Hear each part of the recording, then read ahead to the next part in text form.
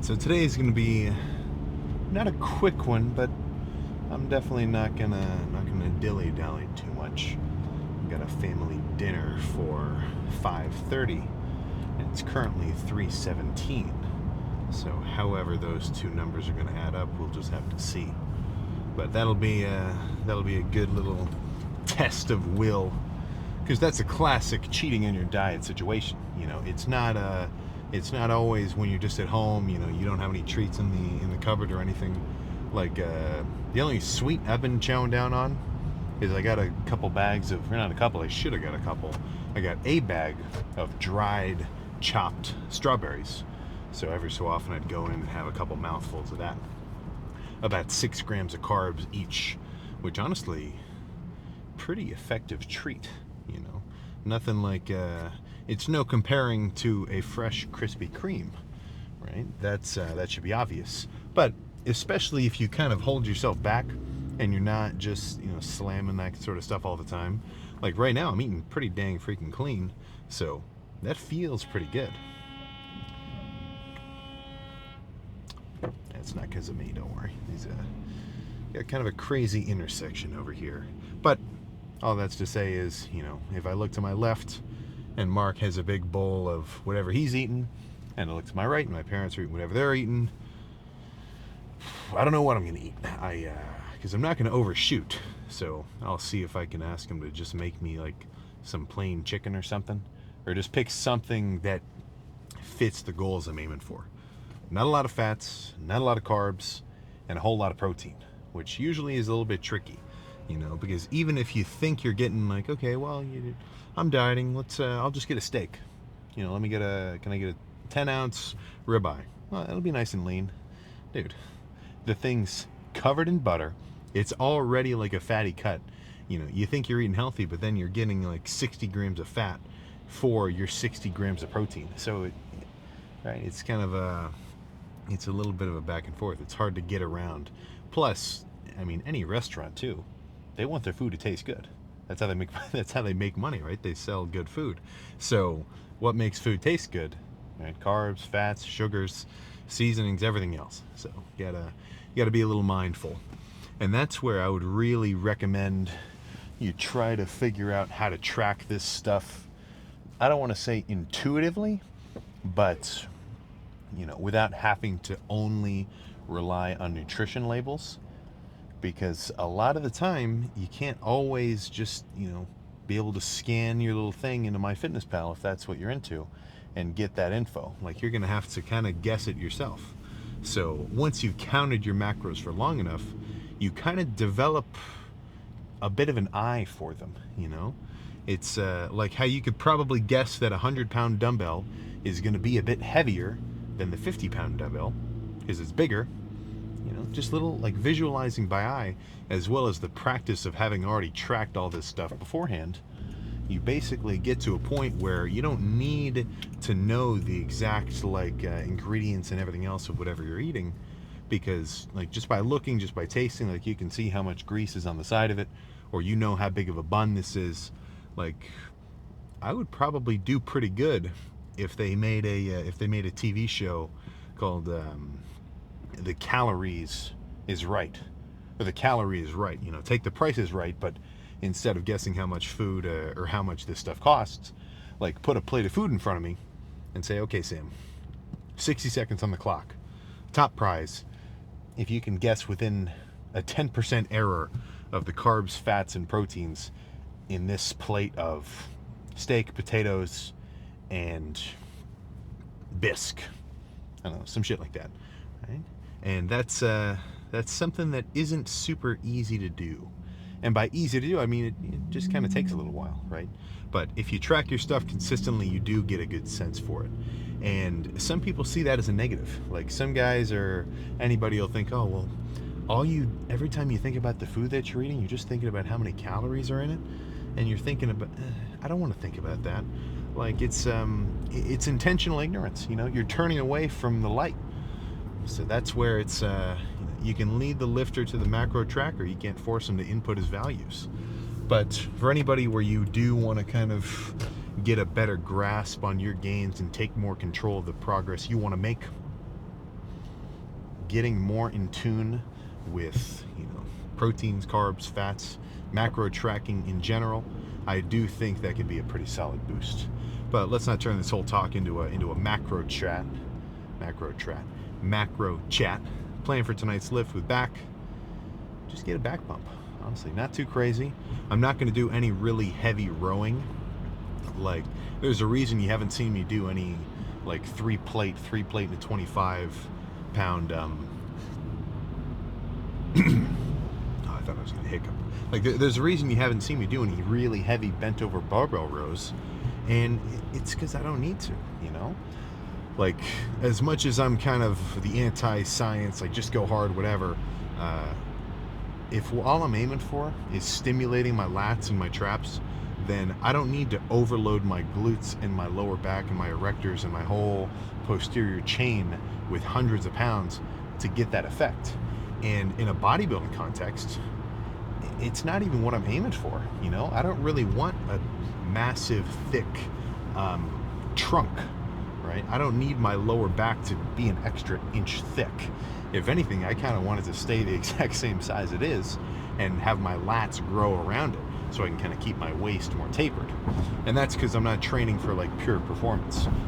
In an athletic context, functional movements, deadlifts, everything else, that's got it has a completely different value because you're looking at it from a completely different perspective. But for me, I'm coming into the gym with the goal of I want to pump up my lats, my traps, all sorts of fancy like rhomboid, teres major stuff in between, like those little detailed muscles on the upper corners of your back, and I don't want to work anything else. That's why I've got a pair of freaking straps in my bag, so that when I do like a pull down or a row or anything where I'm pulling, I don't have to send as many signals to my forearm and everything else to really grip onto whatever handle I'm holding, because that just takes away from the activation I'm getting to my lats. So do I need to completely load my lower back in order to work my upper traps or my mid back? Not exactly. So in a bodybuilding context, I do tend to lean towards a bit more chest supported rows, or just more seated cable rows, which are a bit easier on your lower back in terms of overall loading. And I think half of it is to do just with the angle of the movement itself, but also since you're sitting down instead of bending over, like you're only using your lower back to support the weight that you're lifting. You don't have to hold your entire body up from falling over. But all that's to say is every set I want to completely fatigue whatever portion of my back that I'm aiming for. Make sure I hit it from all angles, lats, upper traps, mid traps. I want to do some stuff where I can really feel my lats like squeeze extra deep. So a pull down sometimes doesn't do that for me. Like with a straight bar pull down or any kind of pull down machine, like I get a lot of lat activation. Like it's very squeeze or stretch focused, but only on something like a pullover or a single arm cable pullover am I really gonna feel like every fiber of my lat where it ties in like right over my hip really tense up. And then at the end of it, assuming I'm fully pumped and I can tell I went hard, I get to go home and say yippee. So let's stop chatting and just go make this shit happen. This stuff happen, I mean. I know I usually say start every lift with a different movement than the last one, or at least try to change it up a bit, but given the equipment that's open, I can't really think of a better start than single arm pull downs here. It needs to be kind of quick. I don't need these to be super slow controlled, because by rep 10, even if they are a little quicker, I am going to feel some pretty serious lat fatigue. And I can move on to a different movement for a slow controlled set.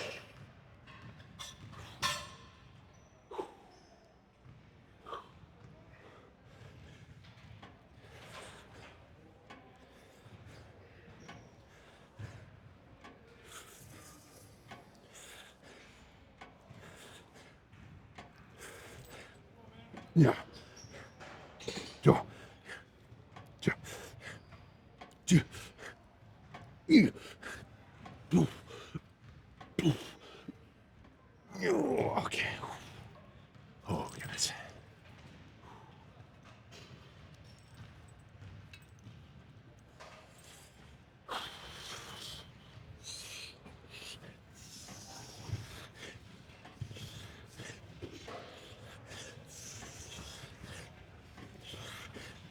Yeah. Yeah. Yeah. Yeah. Yeah. Okay. Holy crap. One more at least. Maybe even two more. Let's see. Yeah. Yeah.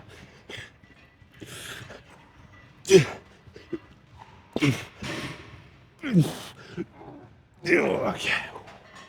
One more after this one.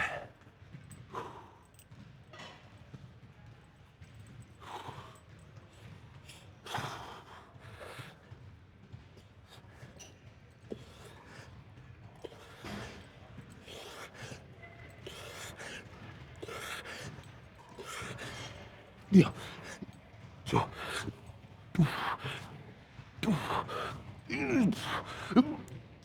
Okay. Oh, okay.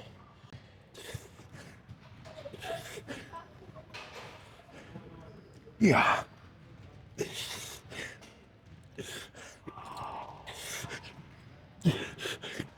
Yeah. Okay. Oh my gosh.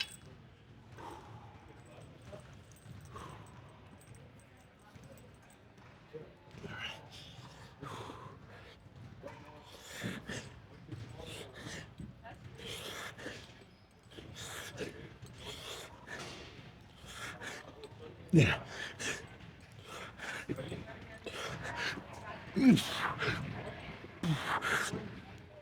Okay. Okay. Let's move on to something else. Those were good though. Nice and simple start. I think a set of pull-ups is in order. And now that I'm, down, I don't know how many pounds from peak bulk, I can actually do so. There we go. So, same style as the pull downs. Honestly, just a straight set to failure with some partials.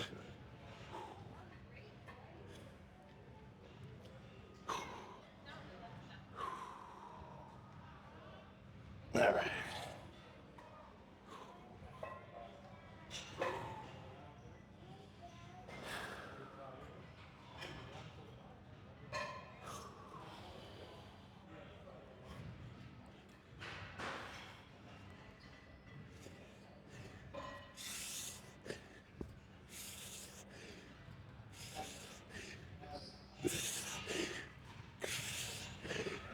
Yeah.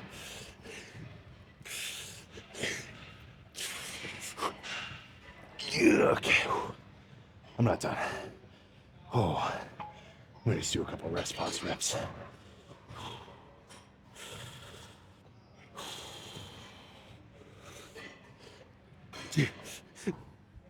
Okay, I lied. Okay. A little bit on the heavier side, but now instead of a downward lat focus movement, I'm talking trap action. Similar style though, not like super slow, controlled.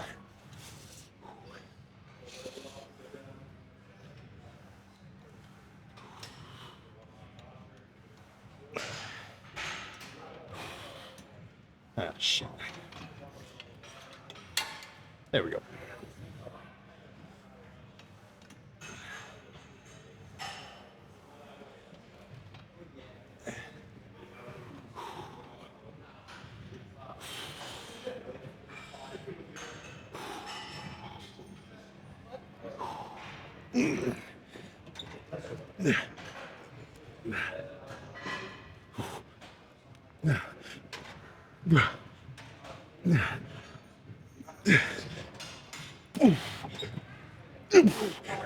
Holy crap. Oh.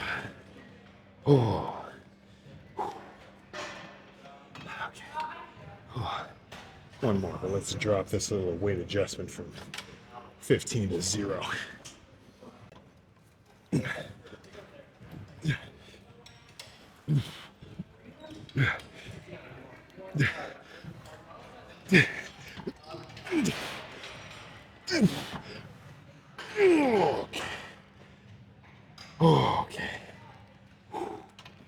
I know what the finisher's gonna be. Let's not waste any time, get straight to it. So if you guessed this apparatus, then you would be right. But I gotta skip the explanation because I mean, last set, so I wouldn't say I'm in a rush, but let's get this pump finished. Ooh. Ooh. Ooh.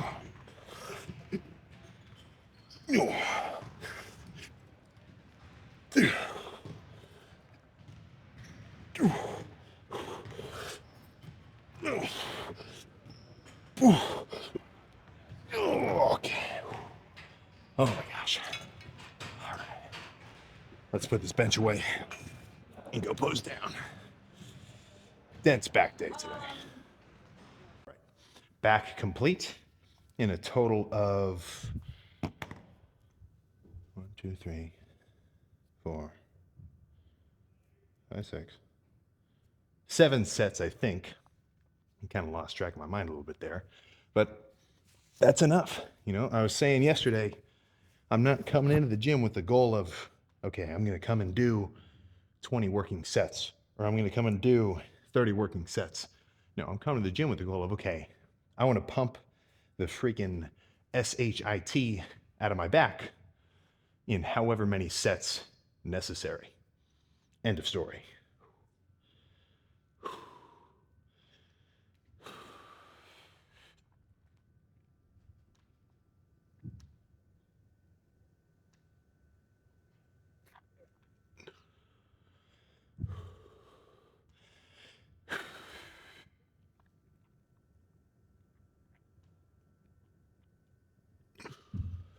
Ooh.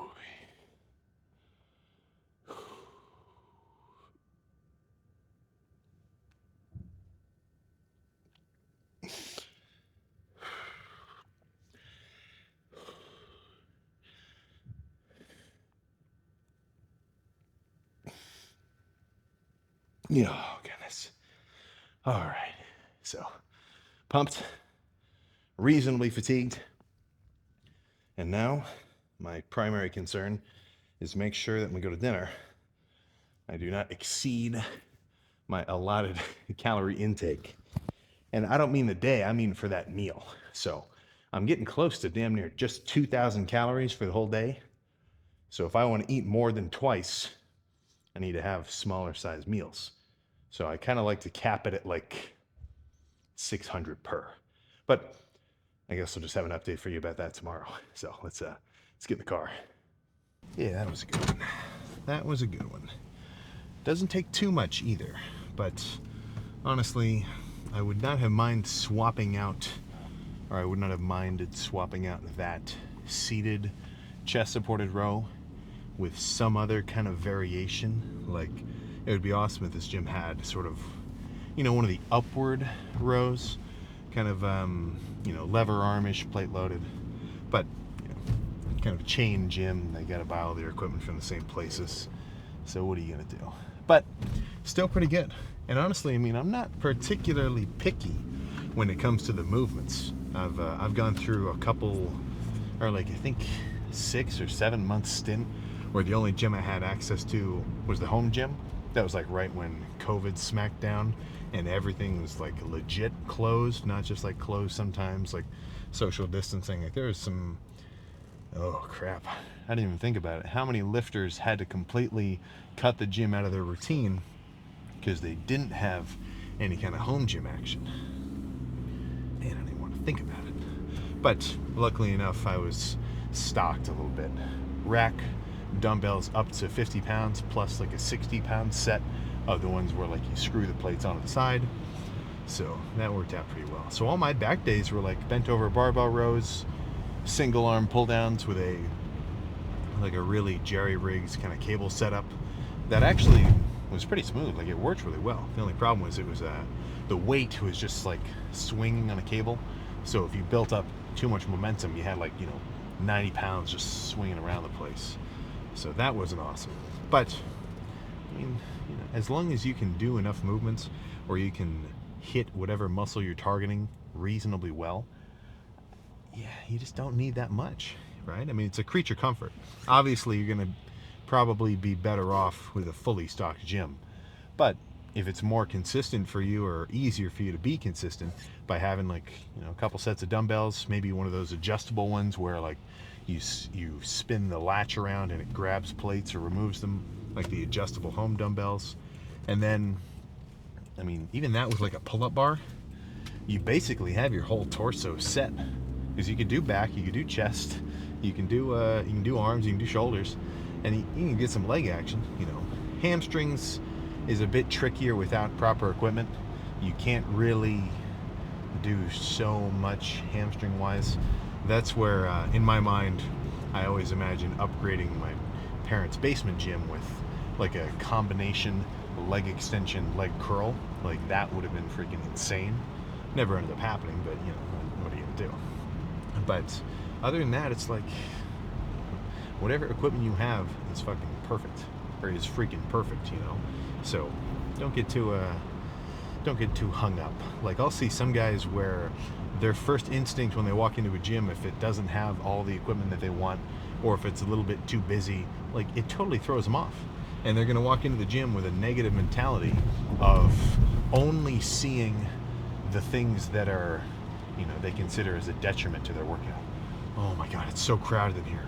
Oh, gee, everybody's doing chest. I'm doing chest today. Oh man, they don't have the leg extension's broken. What am I supposed to do? It's, and it's like, you're not wrong, but not being wrong doesn't make you right. So what's your overarching goal? Right? You want to come to the gym, you want to have a good workout, but you probably also want to feel pretty good doing it. And feeling good is just as much mental as it is physical. So if I walk into the gym today and let's say everybody was using like all the back equipment, then maybe, kind of an instinctual thought might pop up in my mind where I'm like, what the heck? Today's Friday. I didn't realize it was National Back Day. Like that. I'm not going to say that might not pop up in my mind. I'm not so, zen that I don't get that kind of like little frustration. But I would want to at least try to snuff that out and replace it with, okay, well, what am I going to do? Let's get a game plan here. Because the more you're dwelling on that, like, crap, everybody's in, like, how are you supposed to get any good work done? And then you're just like grumbling in your own mind to yourself, like, what are you doing? So at least that's what I'm trying to do. I'm not saying I do that every time. If the odds are stacked against me, let's say I got bad sleep, I'm in a rush, I am like just for whatever reason like a little bit antsy or whatever, and then I walk into the gym and then everybody's using all the equipment that I was planning to use in my mind already, then yeah, I might be like, oh, shit. But I try not to, because it's just not conducive with having fun or having a good workout. And those are up there. I've got a few goals every lift. Not hurt myself. That one has become more and more like prevalent in my mind as time has passed, because I've pushed the envelope pretty bad. Like I've had some good chest pulls and some hamstring pops and all sorts of everything, and I don't like it. Being hurt sucks, so I do not want to do that anymore. And especially if it's at my own hand, I mean, pure foolishness. So that's where one of my highest priorities now is just lack of self-induced injury. But in a more like just subjective approach, I want to be able to feel good after these workouts, and I really want to be able to feel good while I'm doing them. So I was just doing a whole talk on the drive home yesterday. I'm kind of reiterating myself here, but that feeling good in the gym part, that is not to do with your like motivation or your hype or just whatever kind of amount of locked in mentality you're thinking about. Like 80% of feeling good and pushing yourself hard in the gym and enjoying it is going to come from the pillars of support that happen outside of the gym. Getting a good amount of sleep, staying well hydrated, having a reasonable diet. And I know that might sound kind of silly for me to say, but when I say reasonable diet, I mean a diet that's conducive with whatever your goals are at the time. So if my goal is to, bulk up and gain as much weight as possible over the course of like 6 months, then yeah, I'm going to have some treats in there too. But if my goal is to diet down, I'm going to be just as strict in reverse, So don't reasonable for what your goals are. But if those things are in line, then to have a good workout is like, it's just a matter of course. It's not even something you have to, really think about, because it's not so much that you're suddenly doing things which are going to boost your workout into out of this world proportions, but you're just negating any potential drawbacks for yourself, right?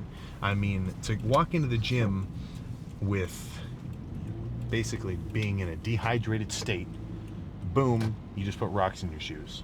To walk into the gym and you definitely did not sleep well enough,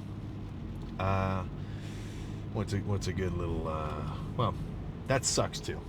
And then to come into the gym and have, I guess car must have broken down.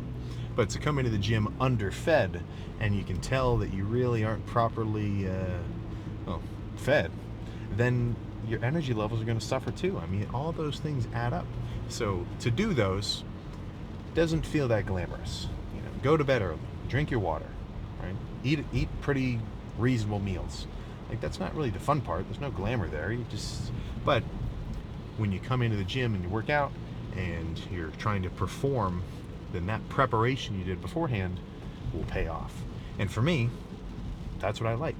When I come into the gym, I want to feel good. I want to push myself hard. I want to break a sweat. I don't want it to feel like work. So if I'm well fed, well rested, and well hydrated, then that ends up being the case. And it's just, works out way better for me.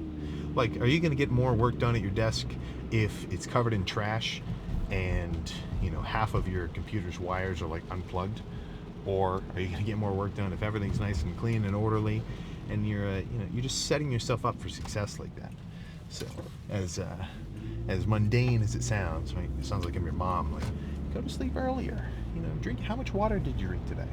Like, a lot of truth to it. A lot of truth to it. That's what I'll say there. So, I think that's all I gotta say. So, yeah, that wraps it up. Day 70 something.